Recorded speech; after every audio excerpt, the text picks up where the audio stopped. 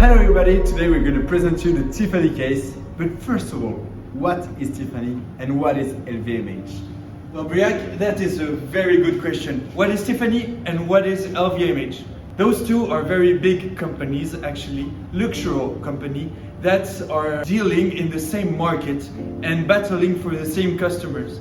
To have more information about those companies, we're going to watch a little video. LVMH, the world's largest luxury goods company, has confirmed now it's reached a deal to buy Tiffany.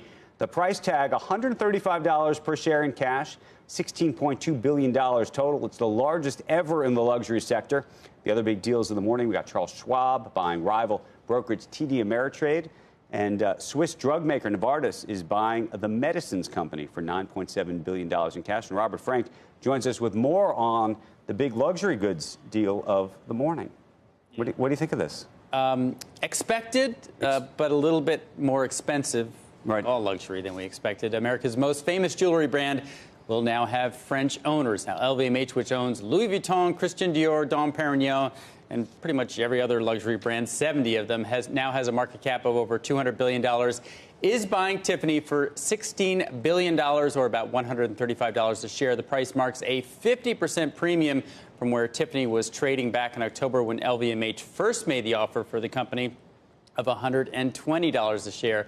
This is the biggest deal ever for LVMH. This is part of Chairman Bernard Arnault's mission to dominate global luxury and be #1 in every segment. Now, jewelry is one of the fastest growing categories of luxury, growing 7% a year to about $20 billion next year. Now, LVMH has a template for this in Bulgari, which it bought in 2011 for $5 billion, has since doubled sales. Now, you can look for LVMH to possibly reduce Tiffany's store count. They now have about 300 stores, especially looking closely at the ones in the malls. They're probably going to look to improve online sales, launch some new designs, better leverage the bridal and engagement business, and most of all, expand faster in China, where Tiffany was sort of late to the shift in Chinese consumers buying more luxury within China rather than overseas, because for years they relied on the Chinese tourists coming to the New York store and buying, which they just aren't doing anymore. So we just saw in this video that the two companies are going to do a merge. But what is a merge? A merger takes place when two companies combine to form a new company.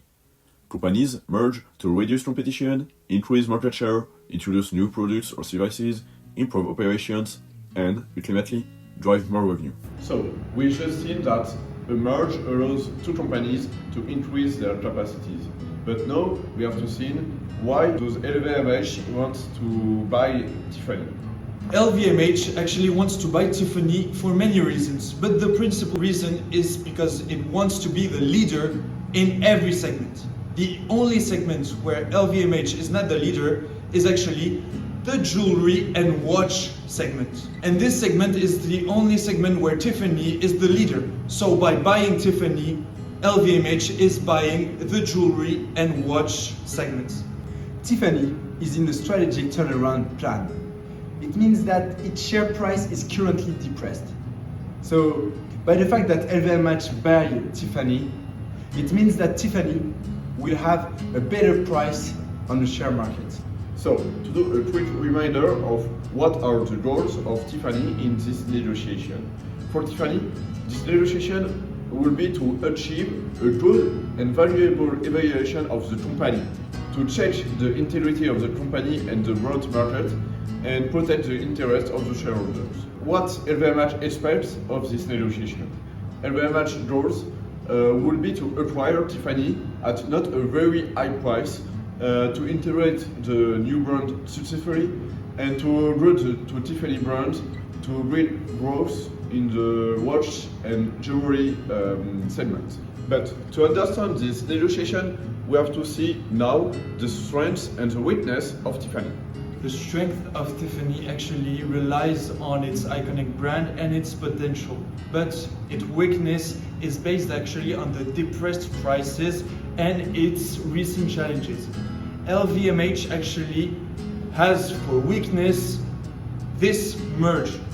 This merge actually can be a very difficult part for LVMH because it invests a lot of money in Tiffany without knowing if it's gonna be valuable or not. But the advantages that LVMH has is that they are the leader in every segment of jewelry, and as well, they have a very large financial potential. But now we can ask ourselves, how can we develop a negotiation strategy that includes the identification of your opening and walkaway bid prices? For me, it would involve, first of all, a valuation analysis to determine the potential values for Tiffany. So what Tiffany value? Then I would identify the key negotiation points and potential compromise. And third of all, I would develop a plan B. In case the negotiation fails, then ask a high price above your value. And to finish, find an agreement between the desire and the other company.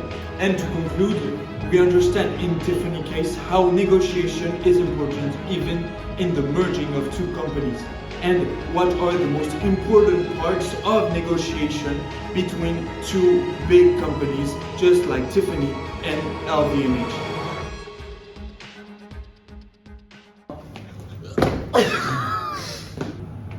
C'est bien la vidéo.